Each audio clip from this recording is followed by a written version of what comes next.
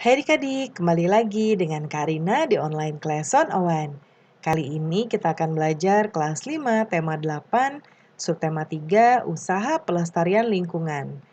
Di pembelajaran 1 kita akan belajar bahasa Indonesia dan IPA di halaman 97 sampai dengan 103. Adik-adik gimana kabarnya hari ini? Semoga semuanya dalam keadaan sehat ya. Jangan lupa di-subscribe dulu ya channel Karina supaya cepat nyampe 100.000 subscribers. Dan diklik juga loncengnya supaya adik-adik nggak ketinggalan video baru dari Karina. Like dan share juga ya. Nah adik-adik di subtema 3 ini ada Siti, Dayu, dan Edo sedang menanam pohon. Perhatikan gambar di atas nih, ini tadi lagi menanam pohon ya. Di mana biasanya dilakukan? Bisa di kebun, di halaman sekolah, ya atau halaman rumah.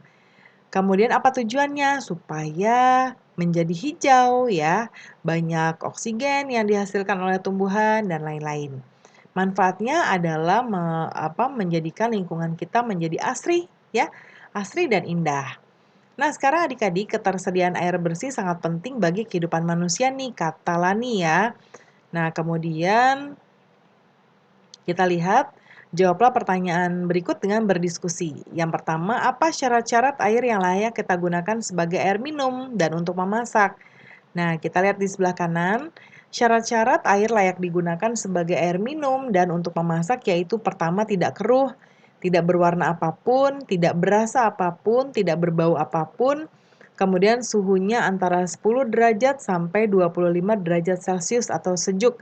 Tidak meninggalkan endapan. Endapan tuh kalau airnya didiemin nanti di dasarnya ada seperti pasirnya atau seperti berwarna-berwarna sedikit begitu ya. Dan tidak mengandung kuman-kuman penyakit seperti disentri, tipes, dan kolera. Yang kedua, bagaimana kualitas air yang dapat digunakan untuk mencuci pakaian? Kualitasnya yaitu airnya segar dan jernih, dapat melarutkan kotoran dan sabun, serta tidak membuat pakaian menjadi kusam. Yang ketiga, bagaimana kualitas air yang dapat digunakan untuk menyiram tanaman?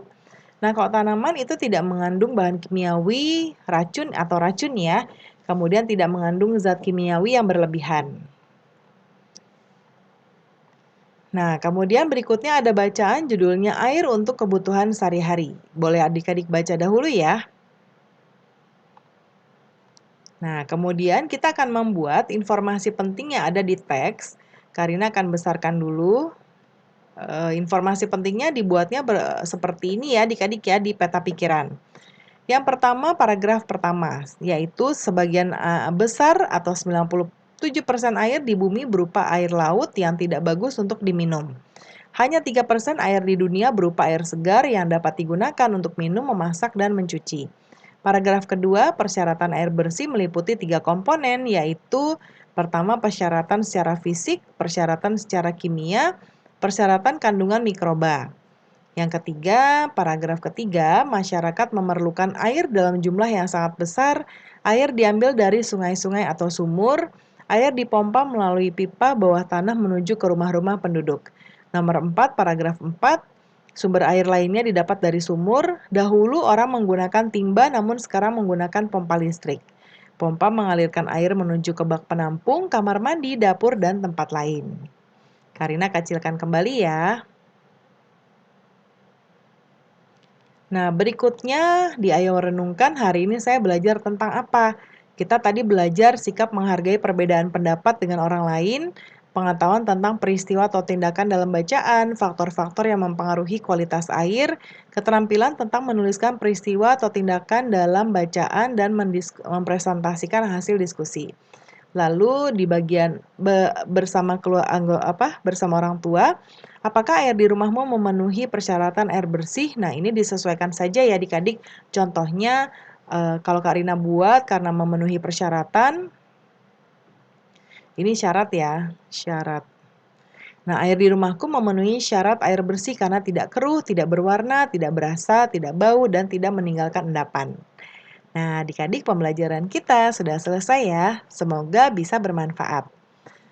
Jangan lupa di-subscribe, klik loncengnya, like dan share juga. Terima kasih sudah menonton sampai akhir. Mohon dimaafkan apabila ada kesalahan dalam perkataan maupun dalam materi yang diberikan. Sampai jumpa di pembelajaran berikutnya.